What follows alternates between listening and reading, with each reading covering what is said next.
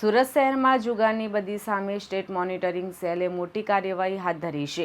કાપોદ્રા વિસ્તારમાં આવેલા એક જુગારધામ પર વહેલી સવારે પાડવામાં આવેલી રેડ દરમિયાન 21 જેટલા જુગારીઓને રંગે હાથે ઝડપી લેવામાં આવ્યા છે. પોલીસે સ્થળ પરથી રોકડ, મોબાઈલ ફોન અને વાહન સહિત 2.62 લાખથી વધુનો મુદ્દામાલ જપ્ત કર્યો છે.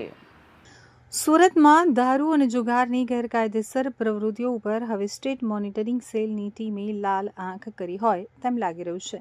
ત્યારે સ્ટેટ મોનિટરિંગ સેલની ટીમે કાપોદ્રા પોલીસ મથકની હદમાં કાપોદ્રા અક્ષર ડાયમંડ સિટી સામે પોપડામાં ચાલતા જુગારધામ ઉપર દરોડા પાડી ત્યાંથી જુગારીઓ સંતોષ પાટીલ, મુકેશ દેવી પૂજક, નાસિર મિયા શેખ, સુનિલ ઠાકરે, હરીશ પટેલ, ધનસુખ પટેલ, ઇરફાન શેખ, મગન પવાર, આનંદ ભિલાડે, હરિભાઈ ગઢિયા, નાગજી પરમાર, મધુભાઈ પરેડા, દયાલ લાઠિયા, જયદીપ સોલંકી, હસમુખ વેગડ, સંતોષ રાને, હિંમત વાઘેલા, યોગેશ રાને, મેહુલ ચૌહાણ, મધુ ગોહેલ અને પંકજ સોલંકીને ઝડપી પાડી દાવ ઉપર લગાડેલા રૂપિયા, મોબાઈલ સહિત 2,62,000થી વધુની મત્તા કબજે કરી હતી.